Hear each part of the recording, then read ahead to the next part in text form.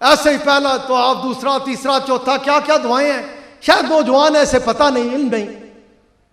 تو میں نے اسے روکا کہ ہاں میں تجھے بتاؤں، میں تجھے سکھاؤں کہ کیسے طواف کرتے ہیں. آپ فرماتے ہیں اس نوجوان نے میری بات سننے کے بعد میری طرف دیکھا اور کہنے لگا حضرت میں نے جو درود شریف میں دیکھ لیا ہے نا، میں نے اب کچھ اور پڑھنا ہی نہیں ہے. میں نے جو درود پاک میں دیکھ لیا میں نے اب کچھ اور پڑھنا ہی نہیں ہے.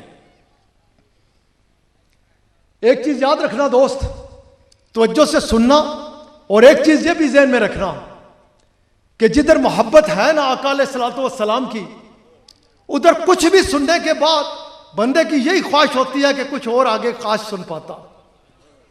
یہی بولنے والے کی کیفیت ہوتی ہے کہ کاش وہ اسی کو اس میں ہوتا ہے کہ تو کی گل کی تھی، وہ بادشاہ ان کی بات کر رہا ہے، وہ تو بہت بلند و بالا ہے، بہت بلند و بالا. یہ کیفیت سننے والے میں بھی اور سنانے والے میں بھی کب ہوگی؟ جب ادھر ایمان ہوگا. اگر ادھر ایمان ہوگا تو آقا علیہ الصلوۃ والسلام کی باتیں سنتے ہوئے وہ یہی کہے گا کہ میرے آقا کی شان تو اس سے بہت بڑی ہے، بہت بلند ہے، بہت بلند و بالا ہے. اور اگر ایمان ہی نہیں ہوگا نا، گڈ بجی ہوئے گی، تالا لگیا ہوئے گا، تو پھر وہ کوئی اور ایسی ویسی کوئی سوچ لائے گا. رسول اللہ صلی اللہ علیہ وآلہ وسلم آقا کی شان بلند و بالا ہے، بے پناہ بلند و بالا ہے. اگر یہی نقطہ تجھے مجھے سمجھ آ جائے کہ تو میں پڑھ کے درود شریف، تو میں آقا علیہ الصلوۃ والسلام دا ذکر کر کے، بادشاہ علیہ الصلوۃ والسلام دے گن گا کے، کیا ادھر کوئی کچھ دے سکتے ہیں؟ نہیں، ادھر سے ہم لیتے ہیں، ادھر سے ہم سمیٹتے ہیں. جتنا عقیدت کا اظہار کریں گے، جتنی محبت کا اظہار کریں گے، اتنا ہی وہ جو ہے نا کریم رب وہ اتنا ہی نوازتا چلا جائے گا. ادھر کوئی کچھ دے نہیں سکتا، ادھر سے ہر کسی نے لیا ہے، لیتا ہے اور لیتا رہے گا.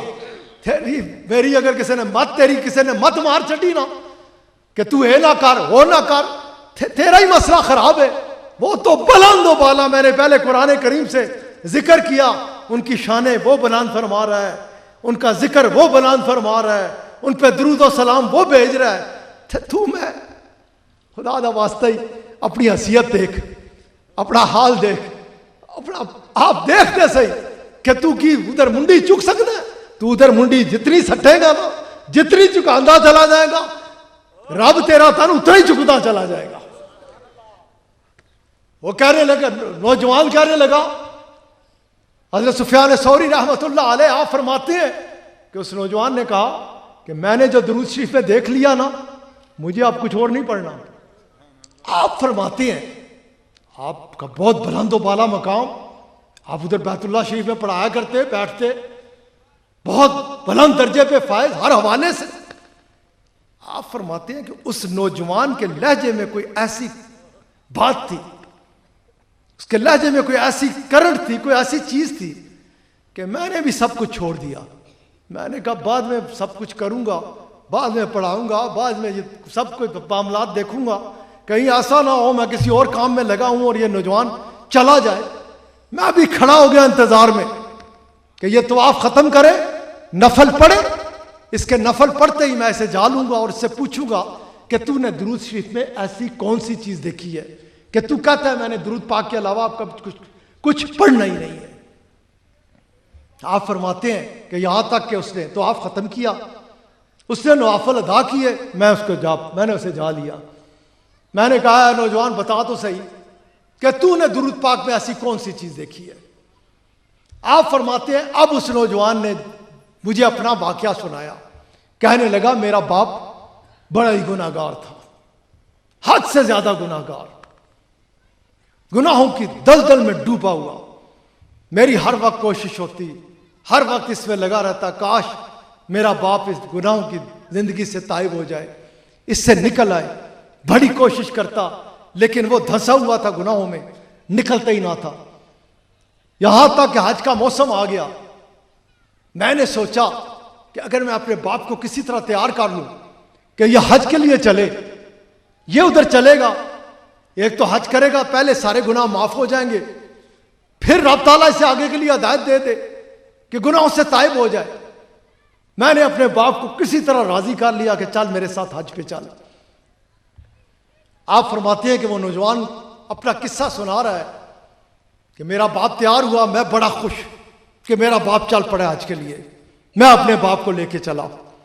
کہتے ہیں ہم رستے میں تھے کہ میرے باپ کا انتقال ہو گیا. کہتے ہیں میرے باپ کا انتقال ہوا اور ساتھ ہی میرے باپ کا چہرہ بگڑ گیا, انتہائی مکروہ ہو گیا, خوفناک ہو گیا. مجھے اسے دیکھتے ہوئے خوف محسوس ہو. ایک تو میں اس سے ڈر رہا, خوف زدہ کہ میرے باپ کا یہ چہرہ, یہ کیفیت, اور پھر اس سے اور ایک بڑی میرے اوپر پریشانی اور آ گئی کہ اب میں لوگوں کو بلاؤں کہ میری مدد کرو اس کے کفن دفن کے سلسلے میں. لوگ پوچھیں گے کون ہے, مجھے بتانا پڑے گا میرا باپ ہے. مجھے شرم آئے گی, لوگ اس کا چہرہ دیکھیں گے, لوگ کہیں گے تیرا باپ ایسا چہرہ. نوجوان کہتا ہے میں حیران پریشان کھڑا تھا. ایک تو خوفزدہ اپنے باپ کے چہرے کو دیکھ کے خوفزدہ, اوپر سے پریشان کہ کسے مدد کے لیے پکاروں, کسے بلاؤں, کس کے آگے عرض کروں, کسے پکاروں, کسے بلاؤں, کس کے آگے فریاد کروں, کون آئے کہ میری مشکل حل ہو. میں یہ سوچ رہا ہوں, میرے دل میں یہ ہے کہ اس مشکل وقت میں میری کون مدد کرے. اب اگر اس حوالے سے میں ادھر چل پڑوں نا کہ ہم کیوں کہتے ہیں یا رسول اللہ, سب کی پتہ چل جانا ہے, سب کی وقت بہانے. دوست ہے 4 دیہڑیاں نہیں تین کسی چکر نے تیرے ادھر سریا پا دیتا ہے نا ہی کر کے, تے شیطان نے تن تھم لیا کہ نہیں ادھر نہیں, ادھر ٹور, ادھر ٹور, ادھر نہ جا. تے میں تیرے کو لایا تو صرف ایک کا کام واسطے, ادھر کھڑا.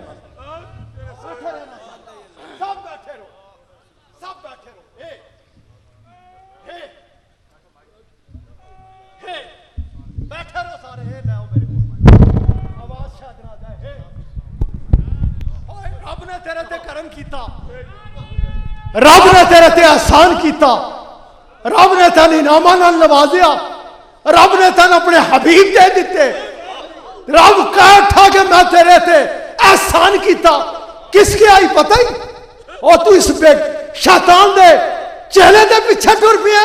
اے کس کے آئی میں تیرے تے احسان کیتا, پتہ کس کے ہے, او جو کہندا میں بے نیاز ہاں, میں بے نیاز ہاں, میں کسی چیز کی پرواہ نہیں. تو اس چکر اس پہ آ گیا ہے, تیرے سجدے اور تیری عبادت, تیری چھنگی شلوار, تیری ہڈی داڑھی اور گمراہ سمجھ اور پھر سمجھ. اور رب کہنا میں بے نیاز ہوں, میں کسی چیز کی پرواہ نہیں ہوں. میں تو کی دے گا, قل هو اللہ احد اللہ الصمد. وہ کہتا میں بے نیاز ہوں. وہ بے نیاز بھی, وہ بے نیاز, اس نے اگر یہ دیے نا, یہ ملے, یہ کرم کیا اگر اس نے, یہ احسان کیا کہ یہ آگے, تو وہ بے نیاز بھی اس شیطان دا چہلا مردود رسول اللہ دی امت کی پرے کدھر لے جاؤ لالا. اے تن کہندا ادھر ادھر آ, وہ کہندا سن میں تیرے تے احسان کیتا, ادھر وہ بھی نہیں رہ سکیا. کون نہیں رہ سکا حضرت, کس نے یہ اعلان کیا, وہ جو کہتا ہے میں بے نیاز ہوں. جب یہ آئے نا تو ان کیا میں ان بے نیاز نہیں ہوں. سن میں اگر دیتا تو میں تیرے تے احسان کیتا. ادھر بے نیازی وہ نہیں, سمجھنے کی بات کر. اس مقام پر جو بے نیاز ہے, ہر چیز سے بے نیاز ہے, ان کو بھیج کے تو وہ بھی کہتا ہے میں نے احسان کیا ہے.